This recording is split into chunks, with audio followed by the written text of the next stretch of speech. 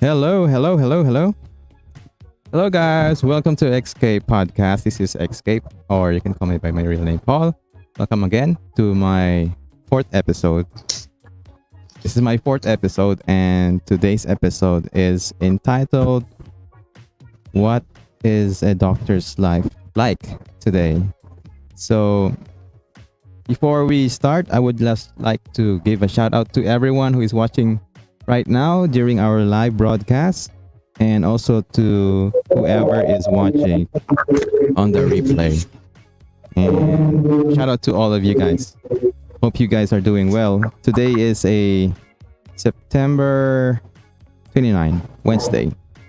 It's 2:30 p.m. here in my place.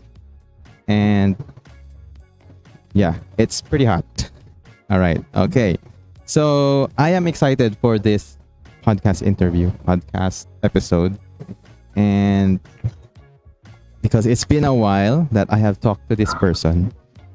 And just let me introduce to her. Okay.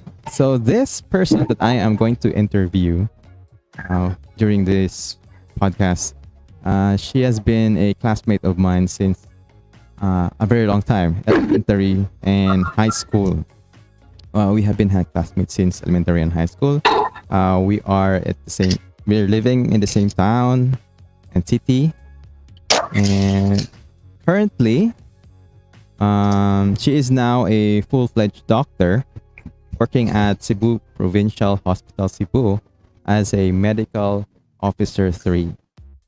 Before that, she studied medicine at Southwestern University, Matthias H. Aznar Memorial Incorporated College of Medicine. She graduated in the year 2016, and she was also a former medical language analyst.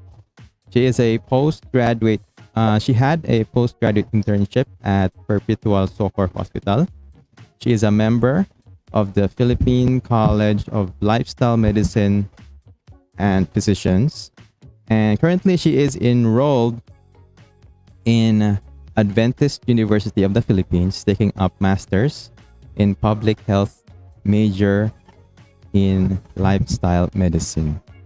So guys, this person that I am talking about right now, please welcome my guest for this episode's podcast. Please help me welcome Dr. Jeremy Samson. Hello, good afternoon, Dira. Doctor? Doc? Ayun po. Katawa ko pala. Ano siya, mag-serious na siya po. Ano lang. Pwede na, casual lang. Yeah, we can go, casual lang.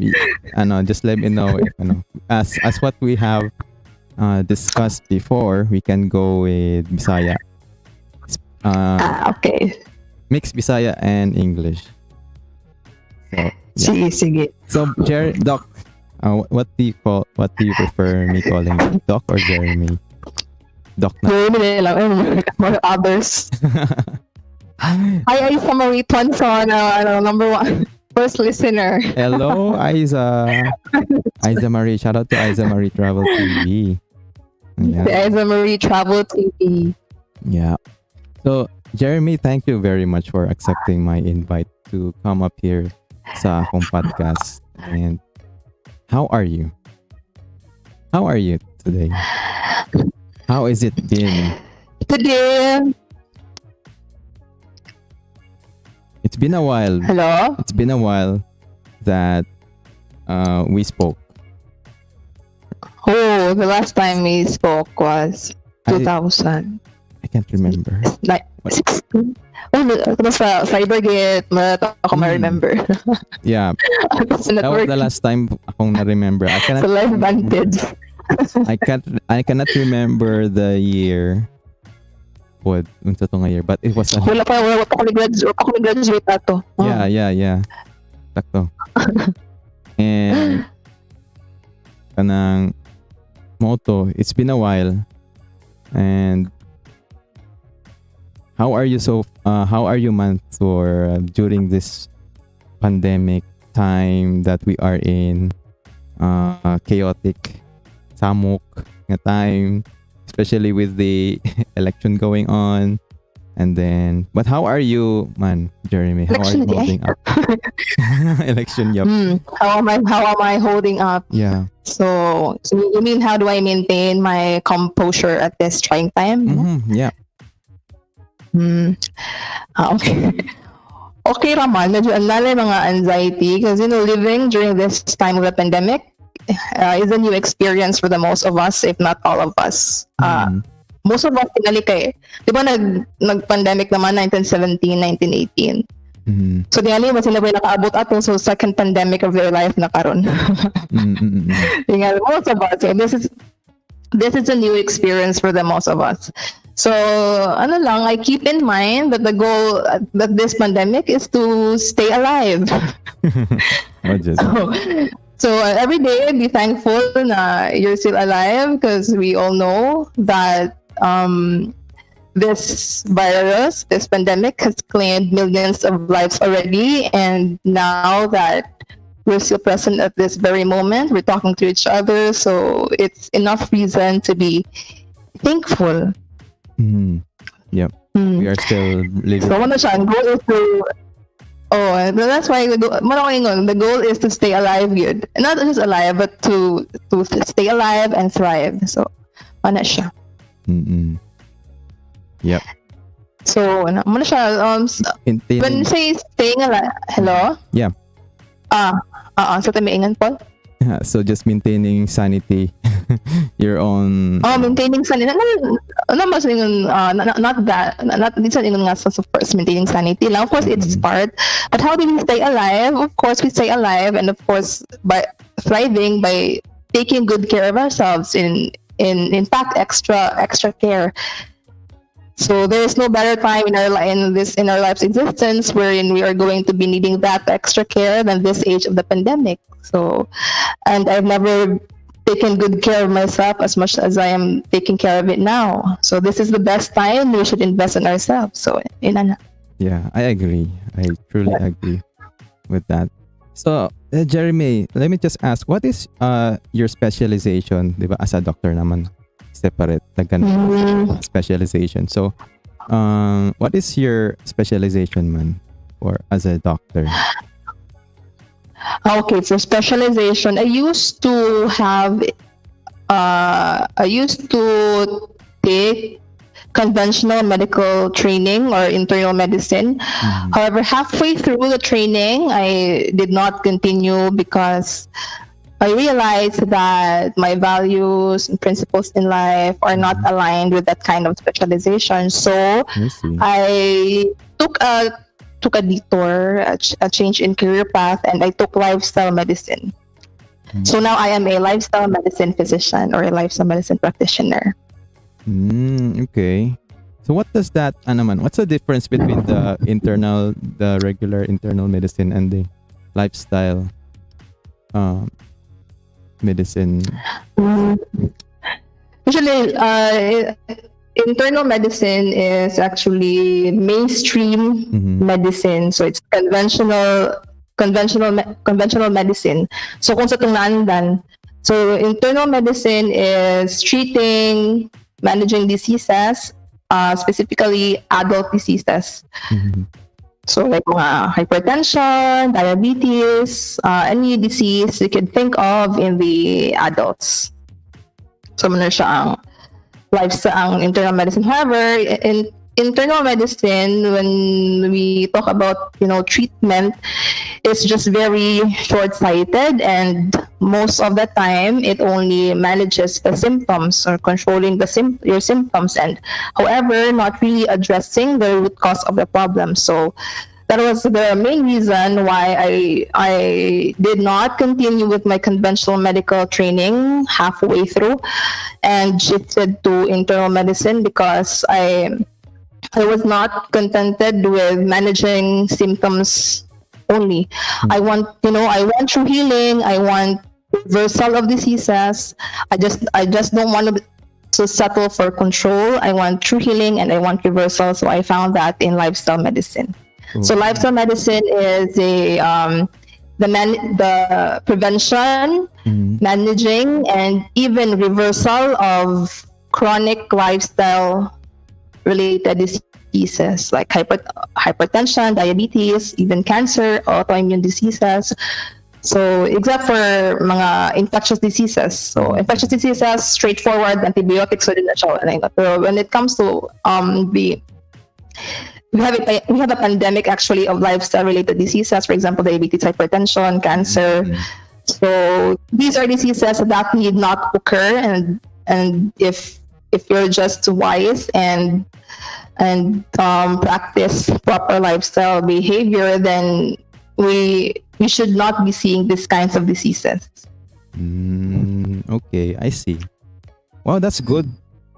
Jeremy, that you went to that path because it's not usual, diba? Yes, I am your not so conventional doctor. Yeah, I think it's my first time. Well, it's my first time to know someone here in Cebu. Particular Cebu nga because usually actually Cebu gamay rami sa Cebu ako ra tingali or one or two sa Cebu. Wow. You're worth sharing. You're special. Sa ako lang ibawan ha, sa uban o kabalo. Sa uban sa Cebu o kabalo if unsa nabaylain. Pero so far mga kastorya is not from Cebu, it's from the other side of the world and in the Philippines kasi galing nasa Manila. Okay. Wow. Karon ako kabawa na nga day. Actually it's a relatively new specialty, so it's bago lang siya. 2012 pa siya na-established rin sa Philippines. Oh, I see. It's pretty new, di ay. Wow, it's nice to know that, Jeremy. It's nice to know that, Doc. Yun. Oo. Shoutout day kay sabi ni Juan, Aiza, agree daw siya, Doki. We need to diba? miss you daw, Doki. Si Aiza. Ba si Aiza? One of my closest classmates and closest friends pag high school. Kami rin makasinabot.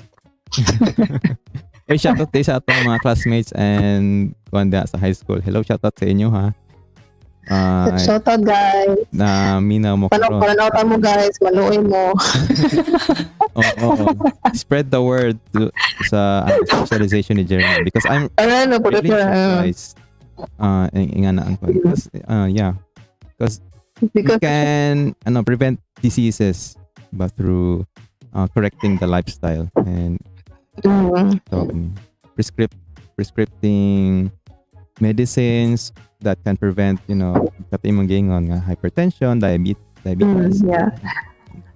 Actually, I wanted to change the perspective of patients na they look up too much to us doctors, with regards to their health. Actually, you cannot drug people into getting healthy. For you to be able to be healthy, it's a matter of simple lifestyle changes or simple lifestyle behaviors you make in your everyday life. For example, what you eat, the amount of sleep you get, the kind of relationships you cultivate, amount of sleep or stress management. Ano na ka-simple, and then di ka kabantay, ano siya ka-simple, pero you're doing yourself a favor, and you do yourself a favor from getting admitted in the hospital. So, ano siya.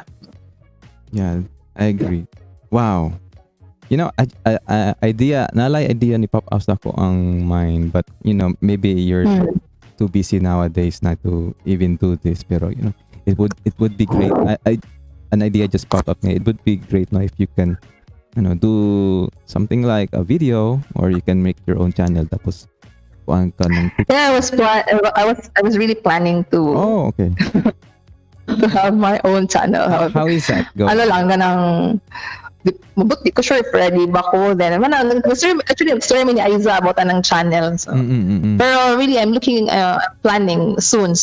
Oh wow, exciting. Then we can help each other, we can connect, spread the information because ako pod I also advocate pod kaning healthy, non-destructive, not really like band-aid treatment.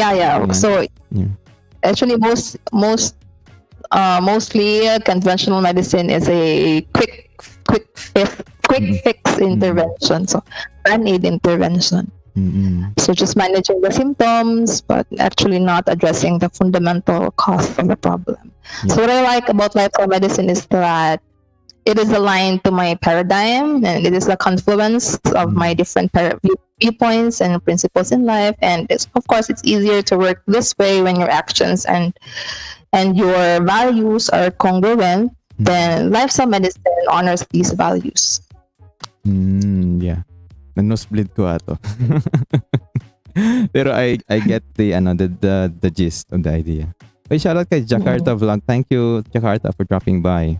I'm currently interviewing my elementary high school classmate that is now a doctor today during this pandemic. And she's a lifestyle medicine. Very well, sa ako ang kuan sa Cebu, it's the first time and it's my classmate to know that she's a lifestyle medicine practitioner. Wow. Hello, Manuel. Ayun, kita ka sa chat, Jeremy. Manuel, lifestyle medicine. Karon po kadong lagi ana. Ayan. Yes, Manuel. It is, according to Jeremy, it is fairly new. It established 2012. Right, Jeremy? 2012 pa niya siya sa Philippines. Sa Philippines. Kasama pa in the US, dugay-dugay na niya siya. Yeah. So hopefully mulambo ang kaning tribo. Joke. The lifestyle practitioners will grow so that we can have more holistic something healing, prevention of diseases, lifestyle diseases like actually makaingon ka true kay reversal. Like before we thought that diabetes and hypertension are kung diabetic ka, mag-depend na lang ka medications for life. However, I am a witness jud how awesome is lifestyle medicine because ako mga patients before na nag-maintain og pila ka buok tambal. Karon kay wala na. Wow. Amazing. that news or information right there is worth sharing. That's why I'm very passionate about this one because in here I maka-appreciate yun ko hindi lang siya control. Reversal yun sa uhang sakit. Yeah. A brighter future. I can see a brighter future if we have more people like you, Doc, going into lifestyle medicine. So anyway, let's change gears into that topic. Hello, Doc. Ingon si Manuel. Hello, Manuel. Hello, Manuel. Nice to see you here. Thank you for listening. Yeah, watching, listening. So, Jeremy, Dr. Jeremy, is like right now in this during the pandemic. Even though you're a lifestyle doctor, lifestyle medicine doctor, is this the toughest challenge? Like, how does it affect you?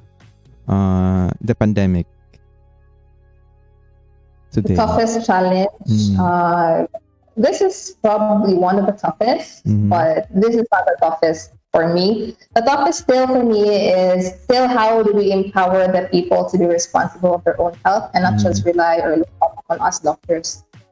Asking for pharmaceutical resorts to solve their problems. So mo gina siya ang pinaka-challenging. And in fact, even ang COVID is according to CDC, 94% of patients who are admitted in the hospital suffering from severe COVID has at least, one lifestyle-related disorder.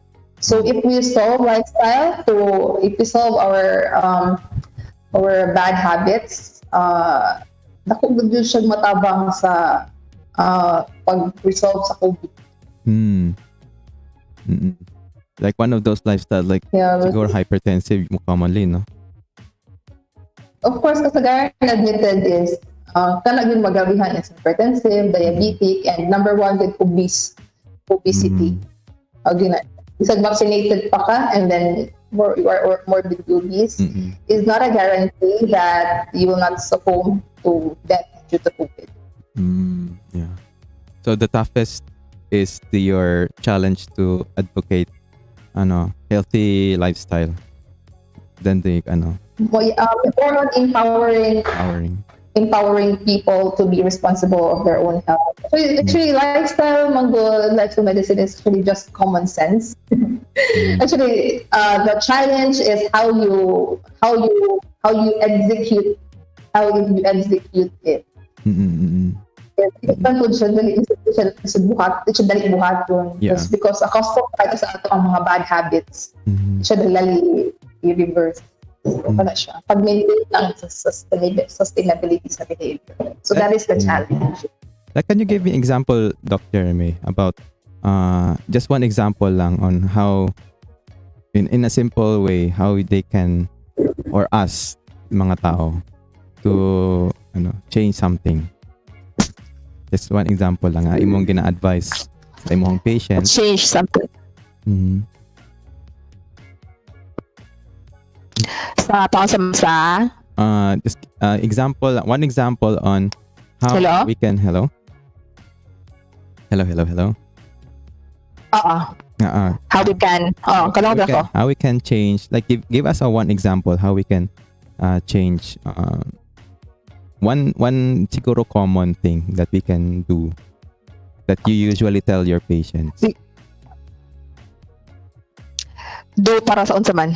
Example, preventing hypertensive. Like example, a hypertensive person, what do you usually say or advise? Okay.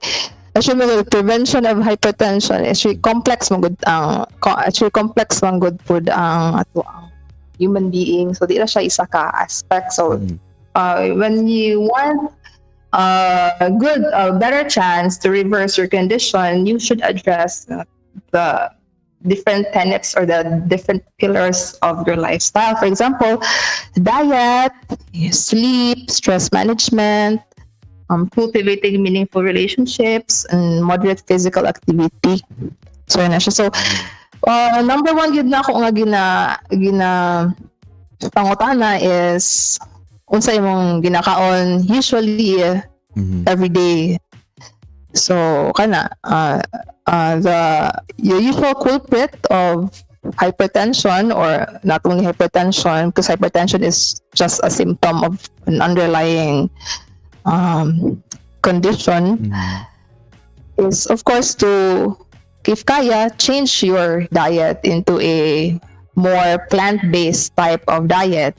Plant-based, whole foods, if possible, or if kaya organic. Then of course, if avoid or refrain or minimize your meat intake, animal fat, animal protein intake, and of course if kaya gyud eradicate or avoid ultra processed foods. Mo gyud na siya.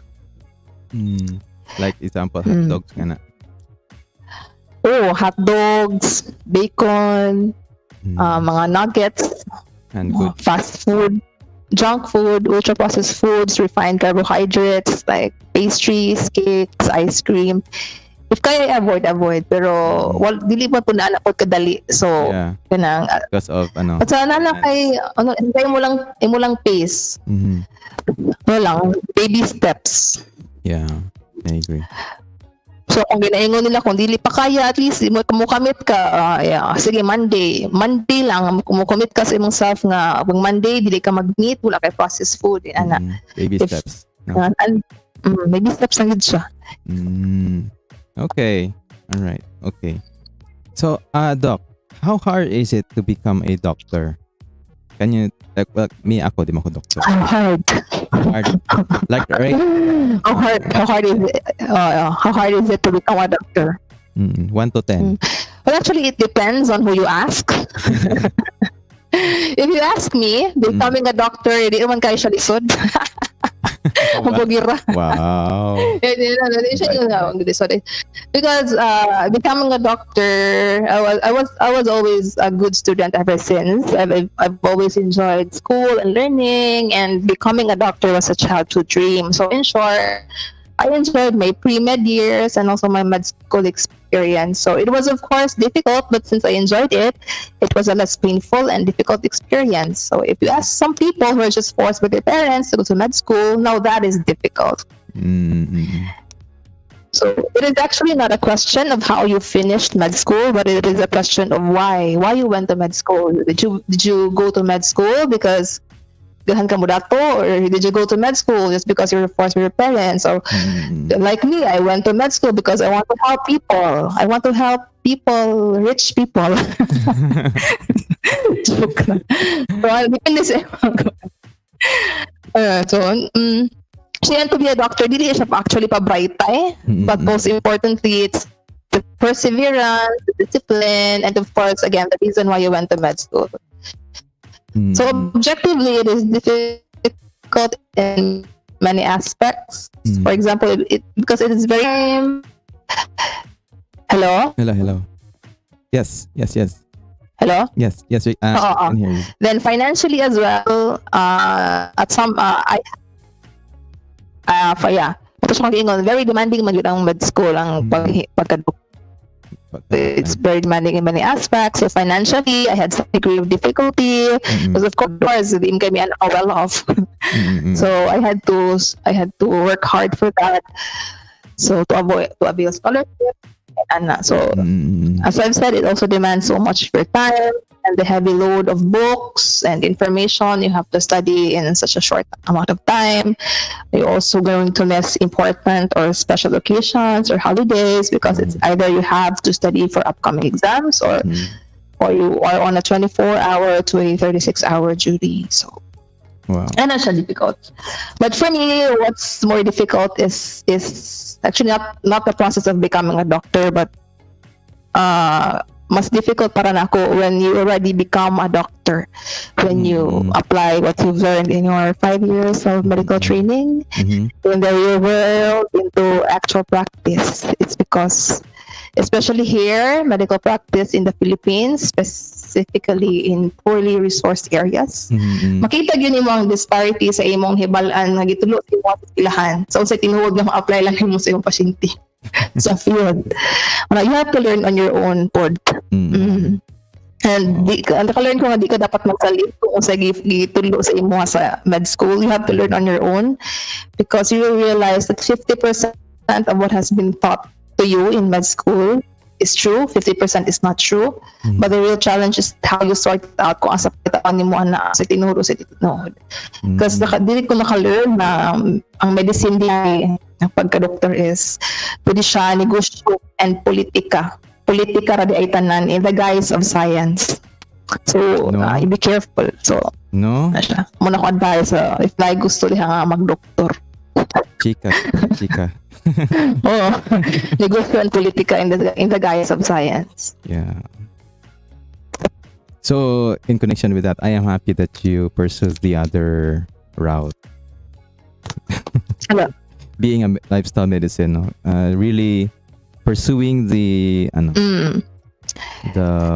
genuine healing, reversal of diseases in today's world. Thank you, Dr. Jeremy, for doing that.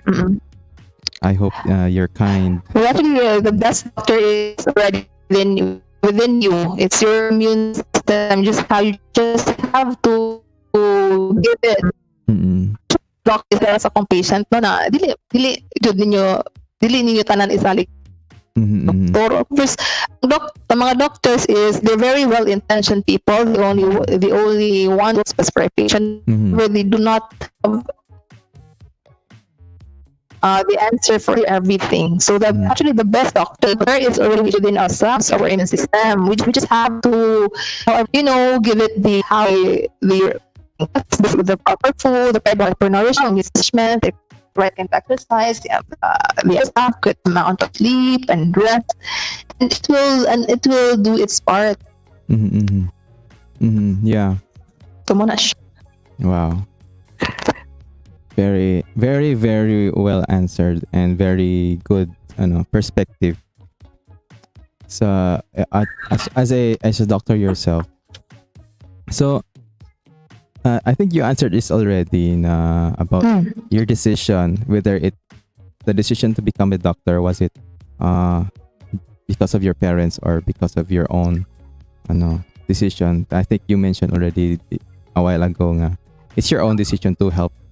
Oh, because it was mm, ever since when I was a little kid, it has always been when I grew up, I wanted to become a doctor, but that somehow influenced. I was also somehow influenced by my tito and tita who were also doctors.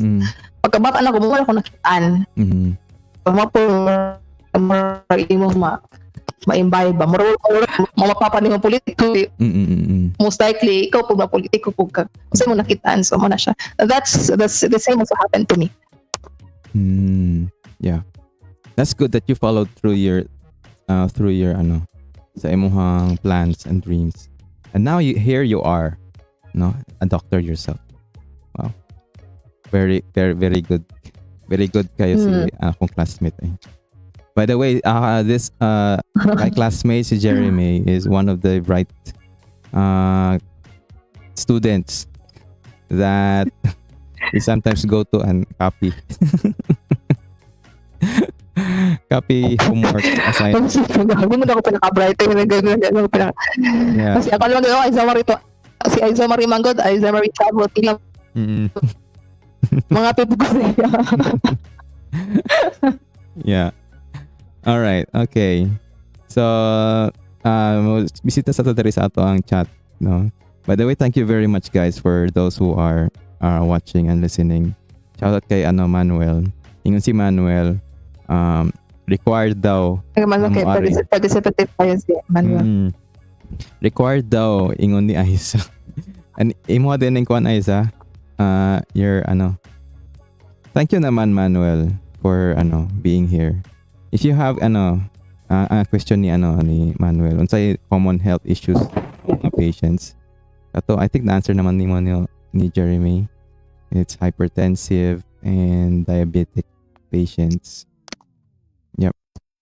Wag na siya balik maghilak ako when I was in my conventional medical training. Maghilak ang adlaw nga okay diabetic, okay high blood, okay stroke, okay heart attack. Wala kay problema, wala kay mga gipang-dialysis nga pasyente, and at that point mo akong napulaan ani na lang gyud ta pirmi. Wala ako mura galig faucet nga nagsigyog agas, and then when you enter your room basa ka imong floor, then what do you do when basa ang floor? Do you always mop the floor or you turn off the faucet? So what I was doing the whole time was I was just mopping the floor without even realizing na I need to turn off the faucet para di na magbaha ang floor. So some kind of analogy. Yeah. That's right. We need to turn off the root cause. No, kaysa magsikitag map niya walay kahumanan. Apoy. We are not really addressing the root cause of the problem. That's why in my conventional medical training, I really got depressed because of that. So don't get me wrong, no, conventional medical training is also very important. It has its specific roles, especially when it comes to addressing acute care management, for example, infections, kanang mga trauma care, acute heart attack. So we also need them. However, dili tanan gina-address hospital. Most of the time, actually sa community, sa balay nato na gina-address atong mga health problems. Yeah. So Doc Jeremy, so being a doctor, has it changed anything in your beliefs? I saw in your Facebook page or profile, I'm not sure if this is updated, as you said that you don't really check much of social media because samok ka and pero I saw there 2 weeks ago wala sa Facebook yeah. So I saw there sa imong profile that about the religion that you said that about Buddhism, that your religion is actually wisdom. Yan about ana. So connection with di na kato. yeah. Di pa ko doktora to kung itong butang. So, in connection with that, now nga doctor na ka, has anything changed since you are now a doctor and in that aspect in terms of faith or beliefs? Or do you like, Kana-ifuan ba? believing in miracles? Kasi mag-clash ang mag-clash ang science o kanang mga something science and spirituality. Yeah. Has anything changed? Actually, wala na change. Actually, ever since before going to med school, I never considered myself to belong to any religious labels. I do not consider myself as religious. I am not religious, but I am spiritual. I am a Buddhist fundamentalist and universalist. When I went to med school, and even up to this day, my scientific knowledge has reinforced my spiritual stand even more. Actually, it has enhanced my spirituality. Okay. So, nothing changes. It even for enhances pa. Wow, that's amazing. Kaya nothing changed, and it even enhanced my spirituality because as a universalist, from the word itself, universal, meaning the universe is one.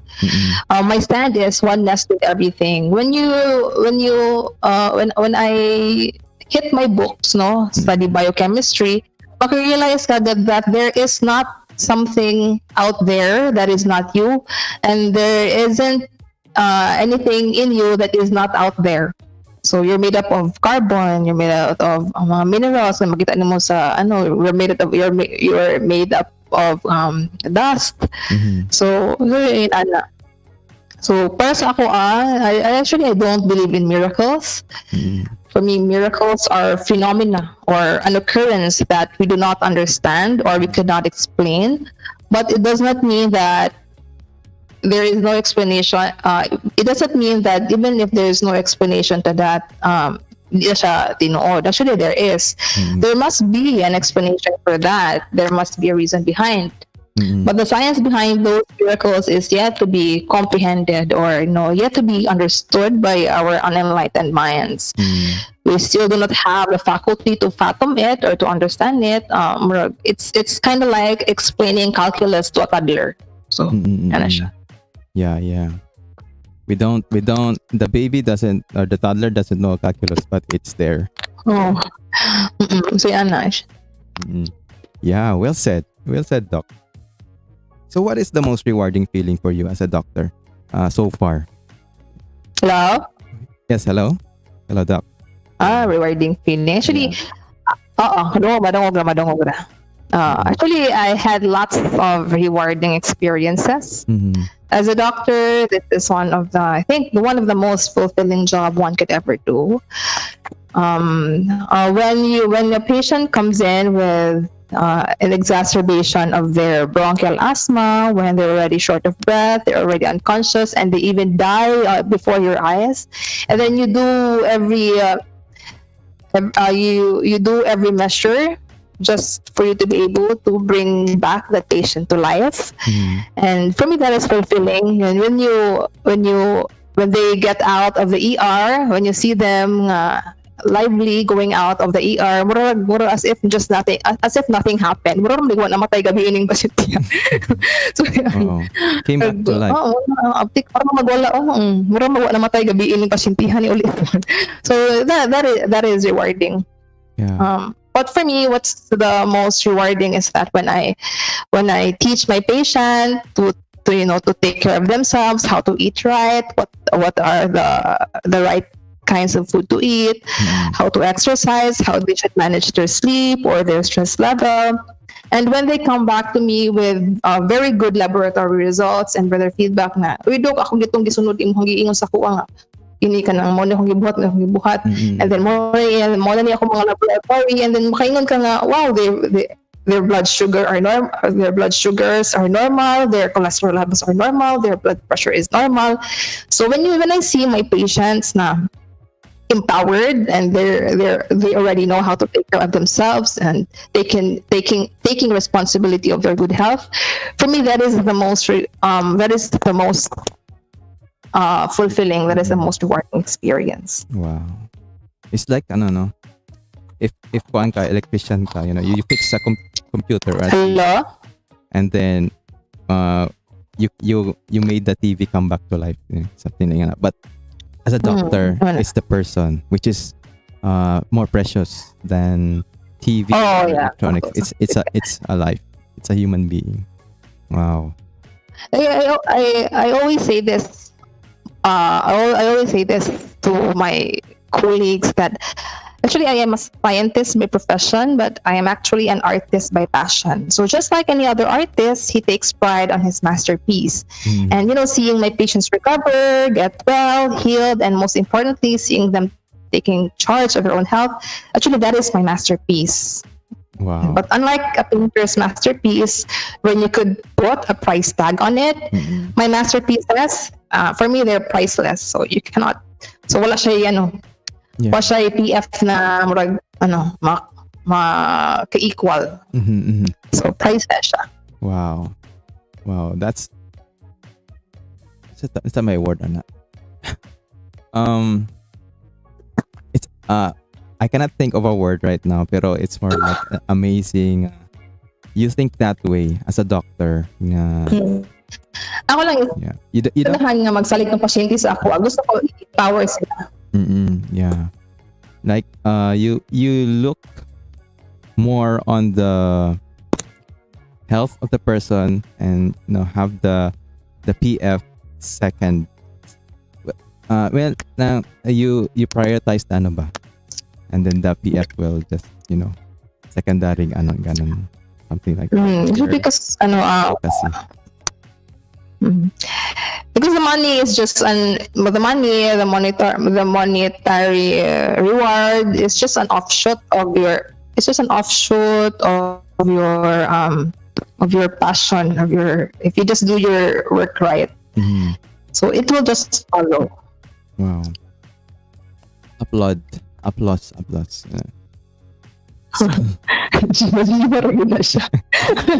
Lagi dili wala gym. Kuan yun, it's very basta ako lang gusto na go empower akong patient. Hindi ko gusto nga magsalig sila sa ako. Like I have a colleague na nadunggal lang ako over.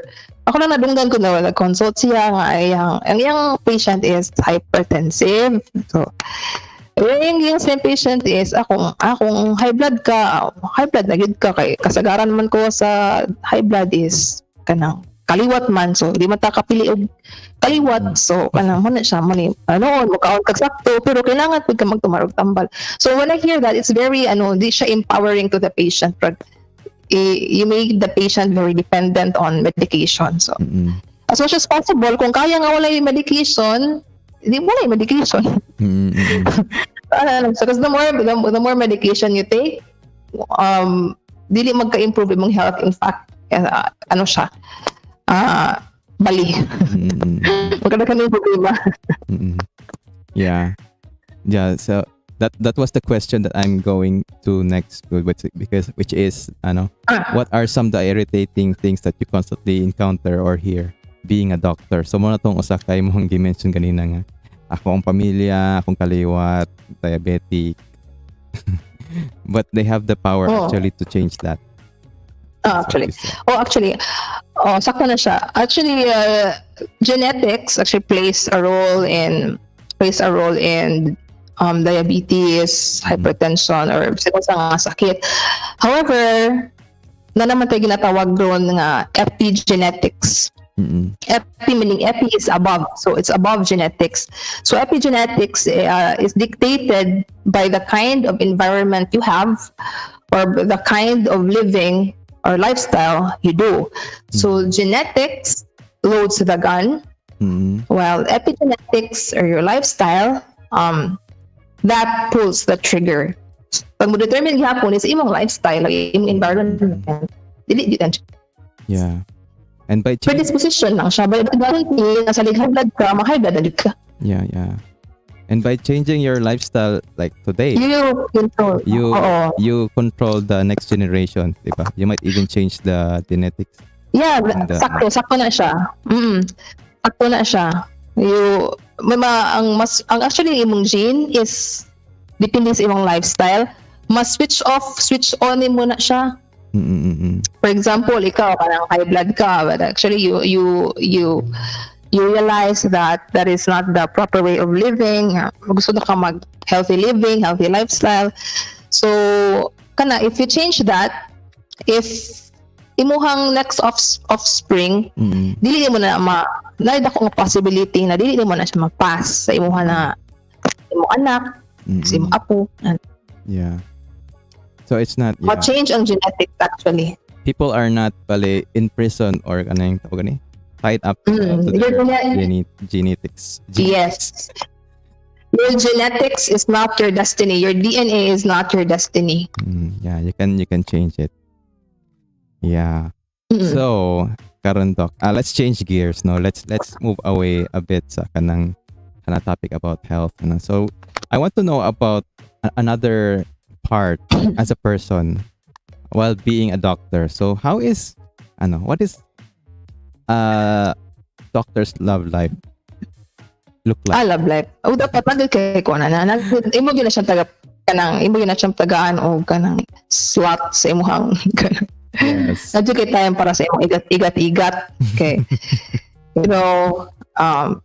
Sa mo ang load as training, medic sa schooling, internship, duty, couple jud siya. So at some point depressing siya. So sa imong love life dapat panikamutan gyud mo na kay love life. Ayun nga, siya mabuhi naman kung walay love life, pero it's a good thing though na kanang na kay company, it adds color to your life but there are other people that they're happy of being alone. How about you? So muna siya. Ako lang ngitag time para sa igat-igat mo na siya. Ngitag time sa igat-igat. Yeah, you're talking about in general, but sa imo ha, Doc Jeremy. Unsa man sa ako? How is your love? Alam ko.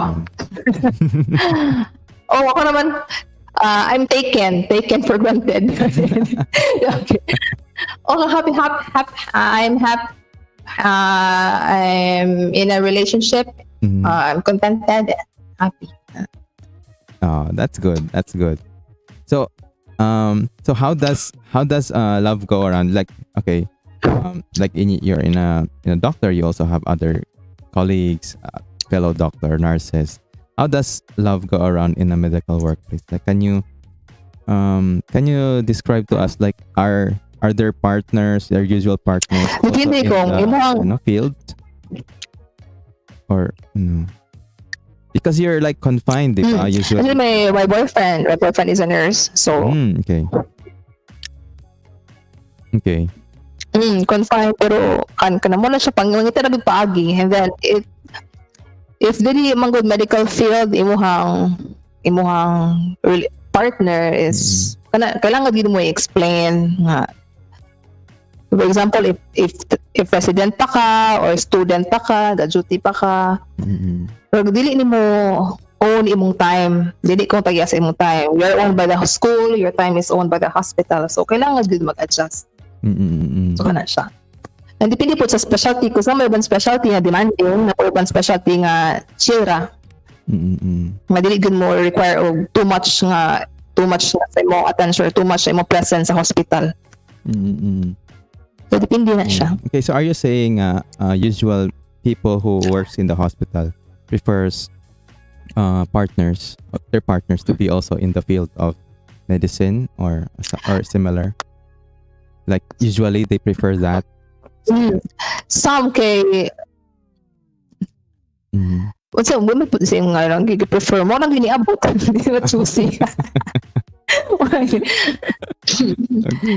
Some would really prefer to someone who's in the medical field, but para na ko okay ra sa akong boyfriend is nurse man siya.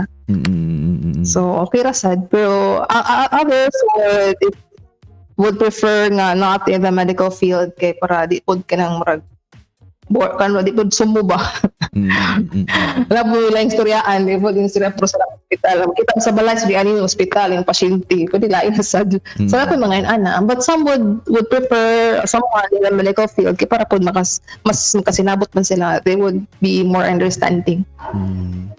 Like sa imo karon, like if you give a percentage of the people that you know in your workplace, how many percentage nga ilang partner in the medical field and sila ang outside? What do you think is the percentage? Tingali mga kuan, mga 6 out of 10 manana. Okay. And usually the ones who go into the medical field, who started there as a single person, not taken, they will find their partner inside food. Okay, di ba?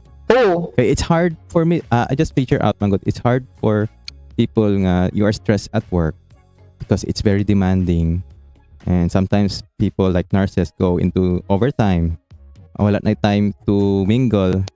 When they go home, they just go directly to sleep and just browse social media for an hour or 30 minutes and then go to sleep, and then the next day go back to work again. So I imagine that scenario nga.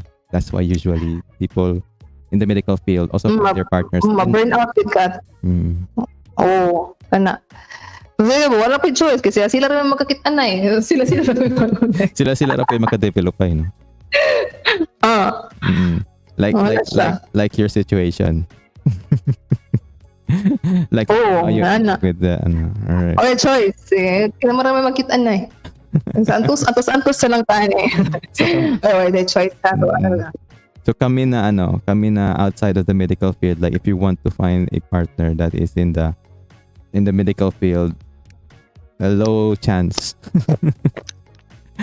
Because Kasi nga low chance din ko lang kanang mas dagko lang yung chance nga makakita kag partner in the medical field because ikda mo na moment pirmi imong exposure, moment pirmi imong area. Gusto ko lang siya chance, but it doesn't mean na wala na chance ang dili medical. Yeah, it depends on if so kung mataylingan nga na kay ma'am wala nga single kay na kay ma'am meet outside, then why not? Yeah. Ana. Yep. Anak lang siya. All right, so Doc Jeremy, so we are almost end of our episode, and I hope you are enjoying our conversation here. And sadiri. Wala ba good kanang kita and classmate to be let's go to our live chat. Ay, sa ako shout out kay I am Daddy. Thank you Daddy for dropping by. Manuel says sana all taken. Ay si Manuel, single kasi Manuel? Single ka Manuel? You're looking. Yeah. So going back. So before we end, Jeremy, what is your message to the people who are listening or watching right now, and maybe you can give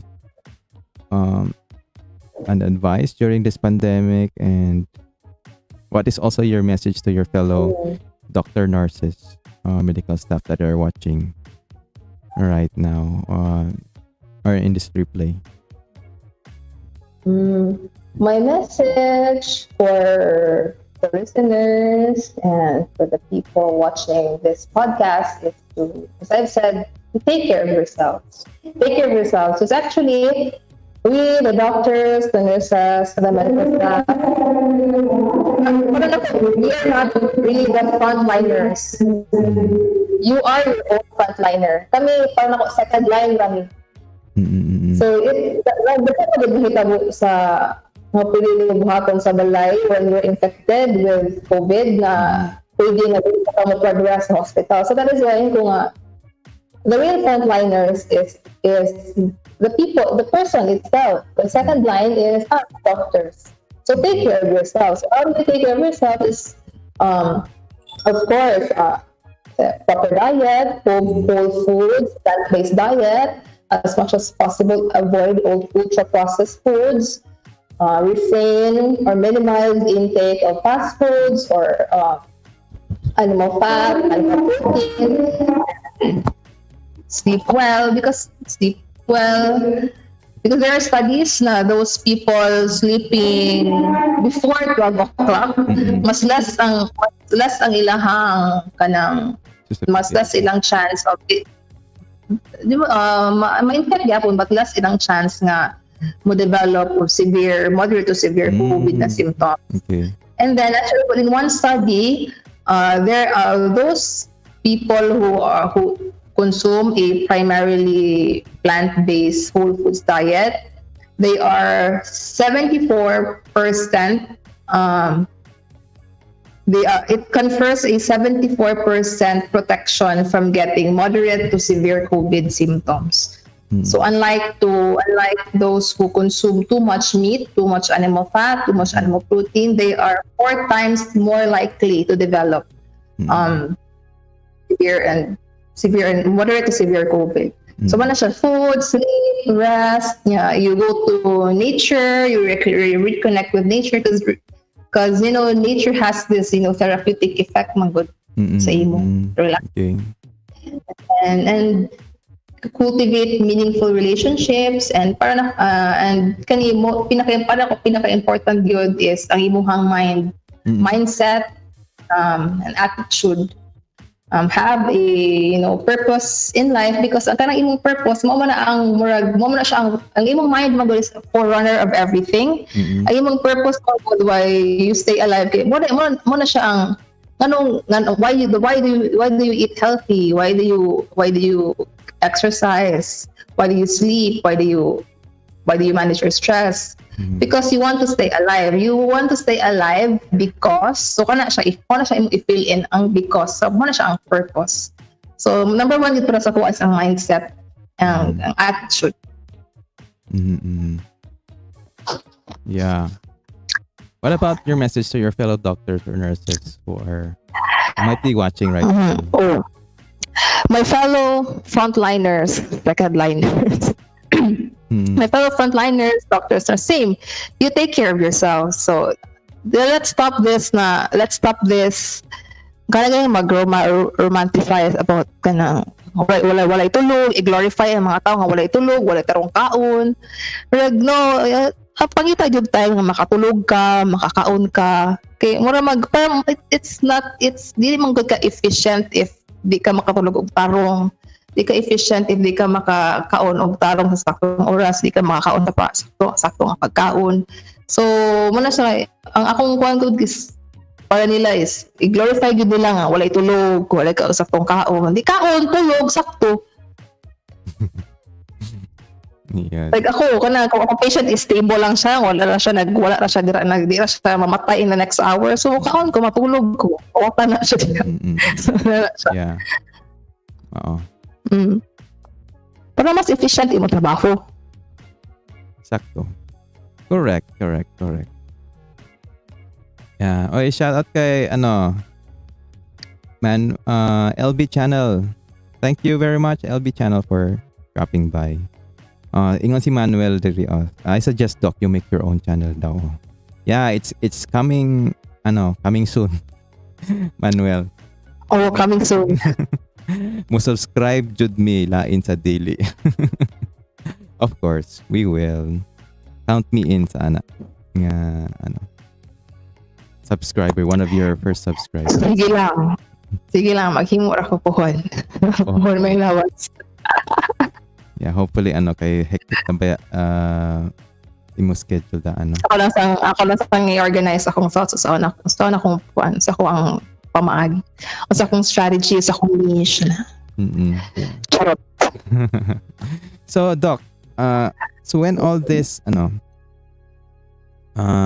you think, for you, how many kilapay atong huwaton or years or months na mawagtang ng COVID? Do you think that this pandemic will end, like totally end, or is it naradyo ni siya forever na we comes and goes? For you as what's your opinion about, or about that? If you look back, mga 1917, 1918 sa Spanish flu, it took them 2 to 3 years. Sa atua, kaning COVID, manggod is kanang dili ko sigurado for as long as ang COVID para ako manggod is also a symptom of a bigger problem. Na COVID, it's because actually dili man ang COVID actually para ako dili yun actually ang COVID ang problema. No, with all respect lang po sa mga tao na who were badly affected sa COVID, who lost their loved ones. Actually kung objectively lang, dili man ang COVID ang problema. Kaya ang COVID na ang coronavirus is na-exist na sila ever since nga wala pa panahimong tao aning kalibutan. So nanagid sila. So sila mag-adjust.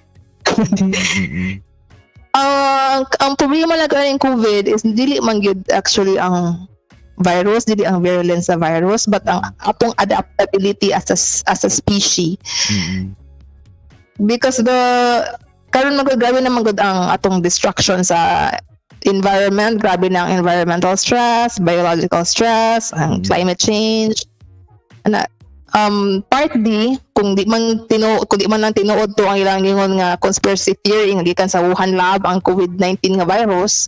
Actually it evolved from ang virus mo sa genetic information mo adapt siya according sa biological stress.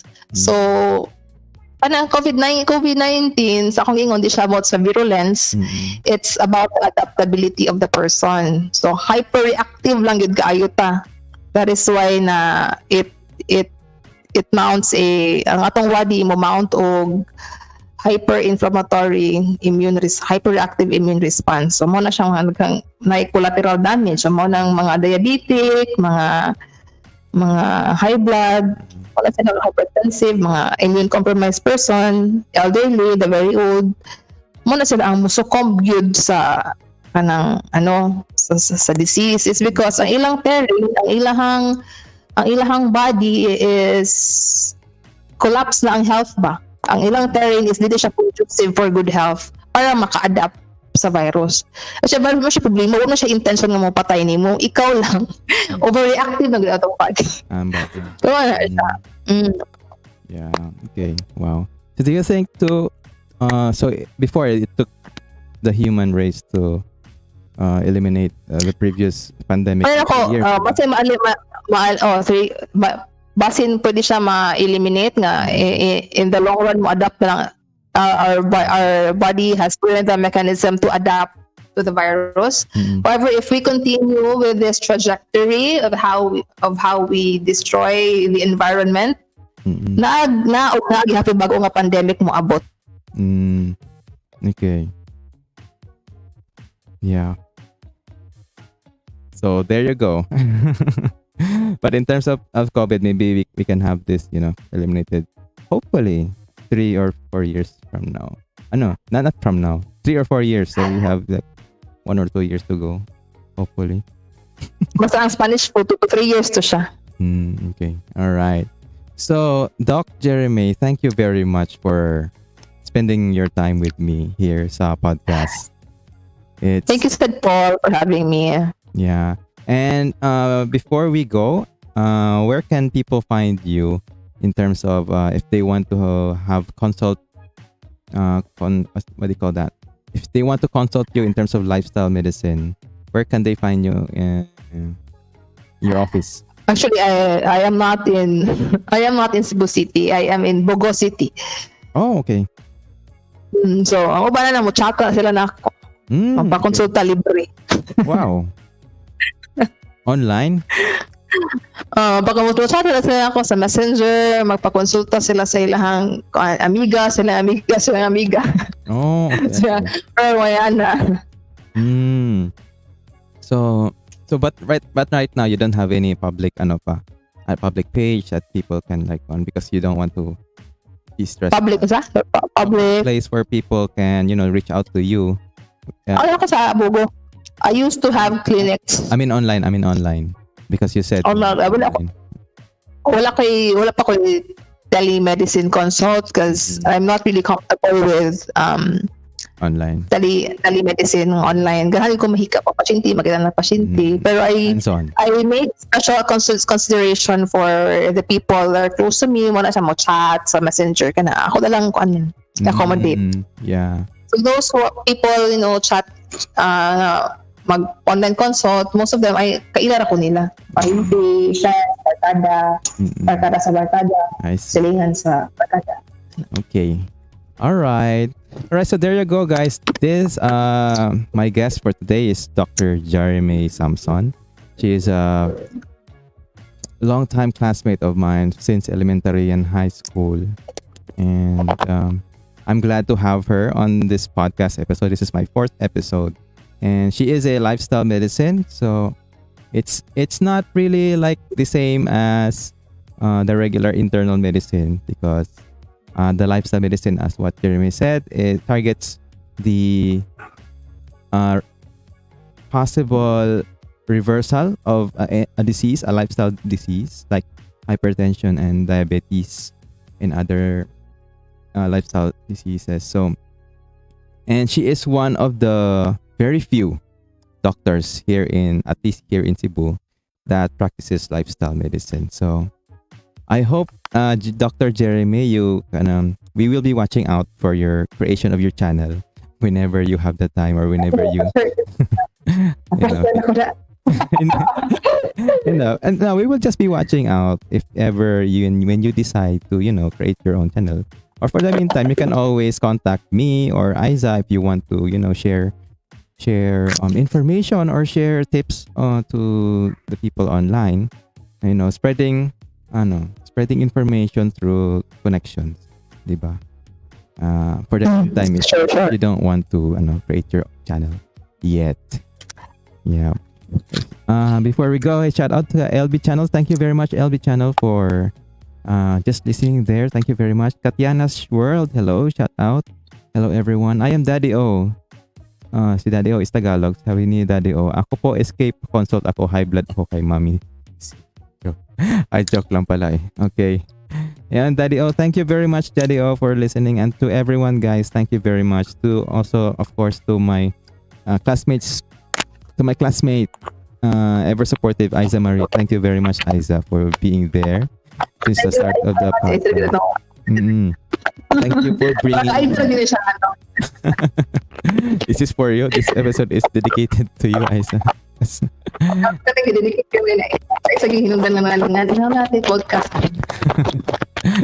And also thank you very much, Isa, for bringing Manuel here sa podcast. Really appreciate you guys. Thank you very much. And yeah, any last words, Jeremy, other than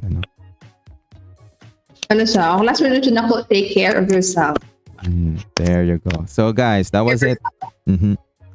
That was it, guys. That was Dr. Jeremy Samson. Thank you very much again. And this is Excape Podcast, or Paul. You can call me Paul by my real name. Thank you very much, guys. This is episode 4. Thank you very much. Hope to see you again next time. Bye.